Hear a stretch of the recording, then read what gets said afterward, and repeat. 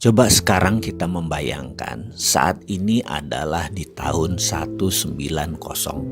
Apa yang kita bayangkan? Kita melihat apa itu peta dunia, geografi dunia di tahun 1900. Apa yang Anda lihat? Asia masih di tempat Asia, Afrika masih di tempat Afrika, Amerika masih di tempat Amerika. Tapi ingat, di tahun 1900 ada 100 negara belum lahir. Indonesia belum lahir, India belum ada, Cina bahkan belum ada. Lalu apa bentuk peta dunia di tahun 1900? Kita semua tahu bahwa peta tahun 1900 berbeda petanya dengan saat ini. Karena peta dulu adalah berbasis kolonialisasi. Jadi wilayah Asia di sini misalnya wilayah jajahan Belanda, kolonialisasi Inggris di India, di Afrika, Belgia, Portugis, Inggris, Perancis dan lain sebagainya. Jadi peta dunia ditentukan oleh peta kolonialisasi. Lalu terjadilah suasana yang di setiap saat di tahun 1900, setiap saat negara Eropa itu yang melakukan kolonialisasi di mana-mana, hampir perang di semua wilayahnya. Belgia hampir perang sama Inggris di wilayah tertentu, Portugis hampir perang sama Perancis di wilayah tertentu,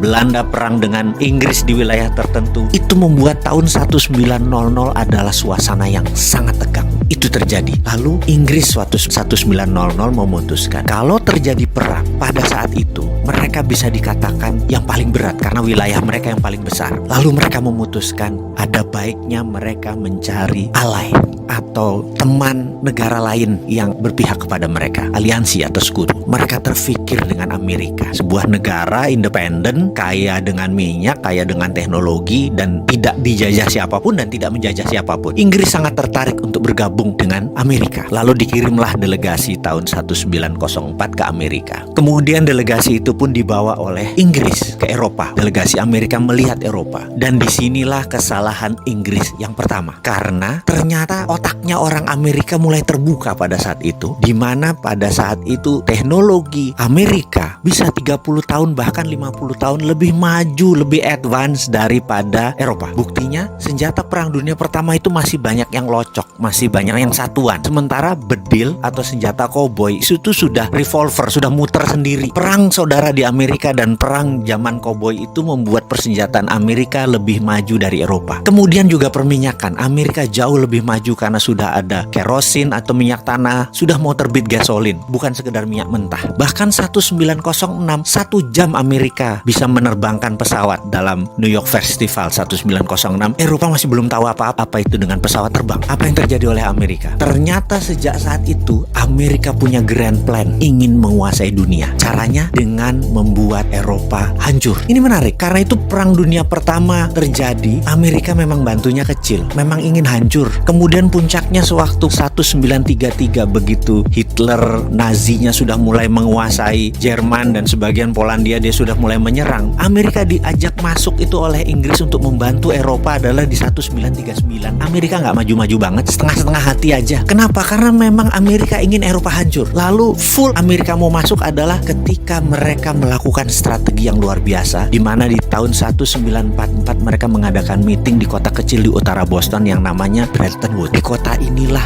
mereka mengontrol orang-orang negara-negara perang tadi, diundang dan dikatakan kita tidak inginkan ada perang dunia ketiga. Jawaban mereka kompak, tidak mau. Karena itu harus ada 3 hal yang harus mereka lakukan dan mereka setuju. Nomor 1, dunia harus mempunyai currency. Currency dunia itu haruslah dolar. Mereka tidak bisa bilang apa-apa, tapi delegasi Perancis keluar karena marah. Tapi apa terjadi begitu Perancis diserang lagi oleh Jerman? Delegasi Perancis pun pulang lagi dan menyatakan oke deh, setuju. Akhirnya sepakat currency dunia adalah dolar. Kedua, kita, kata mereka, harus mengontrol ini dengan menciptakan World Bank. Mereka pun setuju. Dan ketiga adalah punya IMF, International Monetary Fund, untuk mengontrol dana tadi. Mereka pun setuju. Semuanya itu kantornya di Washington, artinya memang di bawah Amerika. Bahkan kalau voting right, suaranya Amerika tuh 26% di IMF. Dan syarat untuk disetujunya sebuah resolusi harus 75% suara. Alias dengan kata lain, kalau Amerika tidak setuju, resolusi IMF tidak pernah keluar. Artinya IMF memang milik Amerika.